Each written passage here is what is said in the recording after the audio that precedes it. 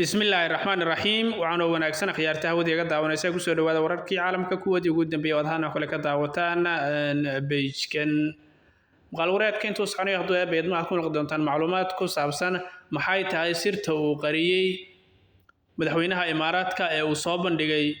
ra'iisul wasaaraha Yahuuda Benjamin Netanyahu taasoo noqotay sir fakatay wax yar loo mooday laakiin aad u cusreed intaan ku soo gudbin qodobkaas faahfaahsan fadlan maqaalka leeg saar oo share garay oo gey cida u baahan waa 24 bisha May ee 2026 qal wareedka intuu soconayo muuqaalkaas ayaad ku faaqidi doonaa kuna jecjeci doonaa laakiin waxa ka codsanayaa muuqaalka leegiisa ayaa ayaantan xogaa naga hooseeya si aanu meel dheer uu muuqaal ku gaaro fadlan muuqaalka leega nasar oo la share garay idinkaan waxaad ku joon Facebook aad baad mahadsantiin aynu ku bilownaa sirtan fakatay saaxiibayaal xafiiska ra'iisul wasaaraha Benjamin Netanyahu ayaa wuxuu sheegay 13 May ayuu soo saaray bayaan aad u culus oo kooban sida uu sheegayna dagaalkii u dhaxeeyay Iran iyo Mareykanka oo hal dhinac Israa'iil iyo Mareykanka oo hal dhinac iyo Iran oo kalideed ah intii uu socday Benjamin Netanyahu wuxuu sheegay si qarsoodi ah inuu u booqday Imaaraadka Carabta halkaas oo uu kula kulmay madaxweynaha Imaaraadka Carabta Sheikh Mohammed bin Zayed waa intuu dagaal ku socday oo hawaduna ay xirneed soo warka u dhigay kulli wax ku kalifi kara ma garanayay siyaasaddu waa saaxiib ma lahayn bayaankan ayaa wuxuu kulankaasi oo ku tilmaamay kulma horumar leh oo taariikhi ah sida uu sheegay soo kale wuxuu sheegay ra'iisul wasaaraha Yahuudu saacado kadib wasaaradda arrimaha dibadda ee Imaaraadka ayaa si aan caadi ahayn uga jawaabtay iyadoo warbixintaasi ku sheegtay gebi ahaanba in ay sahay mid sal iyo raad leh Abu Dhabi ayaa waxay sidoo kale xusuusiday dunida in xiriirka Imaaraadka iyo Israa'iil uu yahay mid furan oo ku dhisan heshiiskii Abraham Accords ee la saxiixay 2020 wadamo badan oo Carabta kamid ah ayaa Abraham Accord saxiixay waa mid kiimikaada Somaliland inay saxiixdo loo diiday sidoo kale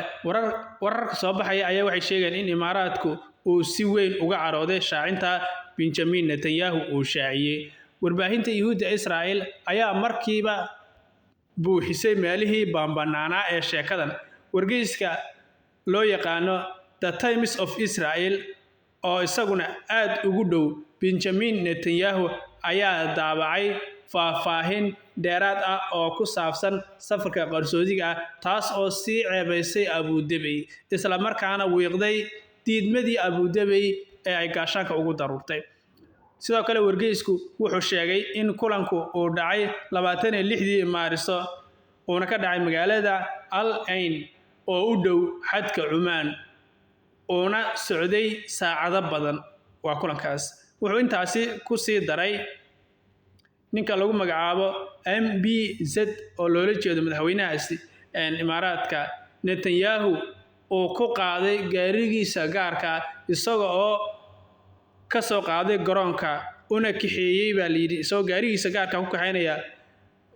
qasriga looga arrimiyo Imaaraadka Carabta saaxiiba waa sida warka loo dhigay sidoo kale waxa jira isagana nin la yiraahdo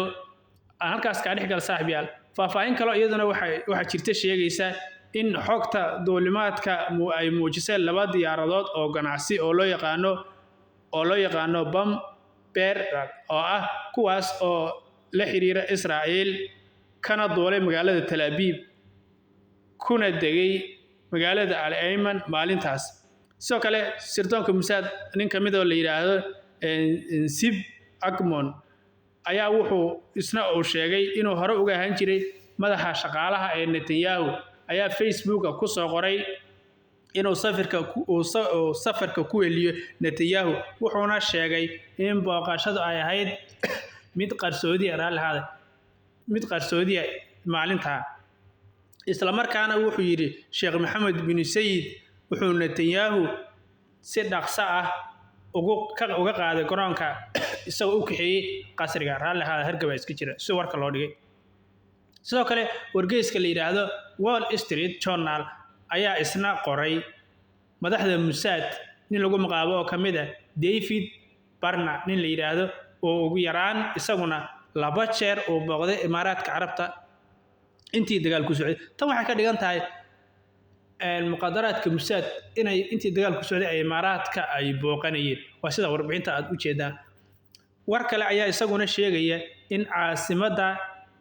Shin Tid